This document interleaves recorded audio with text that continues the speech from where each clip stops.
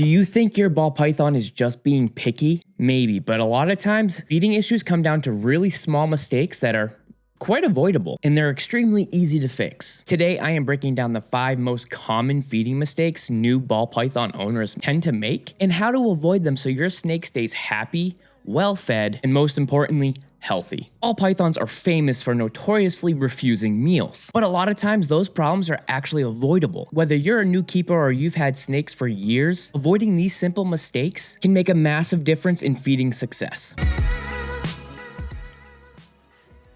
Mistake number 1, offering prey that is too cold. You may think it's warm, but if you don't have a temp gun, you don't know for sure. Ball pythons have heat-sensing pits all around their mouth. They don't just smell, they see heat. If your thawed prey isn't warm like 90 to 100 degrees Fahrenheit, it often won't register as food. So how do you fix that? Make sure your prey is completely thawed. You can warm prey with warm water, a hair dryer, or even a lamp. Target the body temperature of the prey 90 to 100 degrees. If the prey feels cold to you, it's invisible to these guys. Mistake number 2, and this might be a little controversial, feeding in a separate tank or tub. A lot of keepers actually move their ball pythons into a separate tank or tub, thinking it's gonna be a lot safer for them. But moving them before feeding and then after feeding actually causes a lot more stress for these guys. And what do we know about stressed snakes? Stressed snakes tend not to eat. So here's how you're gonna fix that.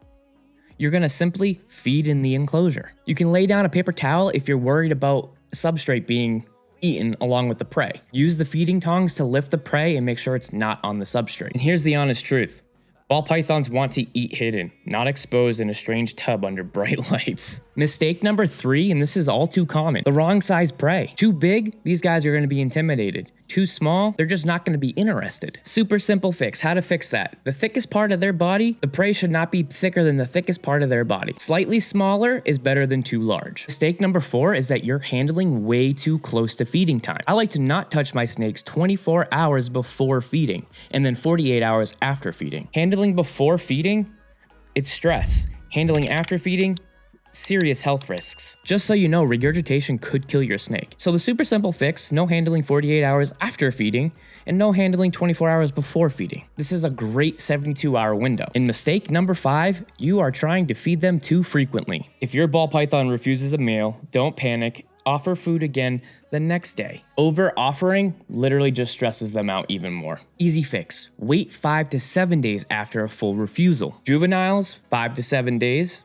Adults, 10 to 14 days. And you guys need to remember, ball pythons are ambush predators. They hunt by patience, subtle heat cues, and total security. When you create a natural, stress-free environment, feeding issues tend to go away. So quick recap, fix the prey temp, fix the prey size, feed in the enclosure, minimize handling before and after feeding, and you need to be timing your food offerings. And literally, that's the formula for ball python feeding success. If this helped you just a little bit, make sure to like this video so that more ball python owners can see this video and stress less about feeding. Subscribe for more reptile care, ball python care. We've got more snake care guides, fun reptile content, and even more care and skits on the way. Till next time.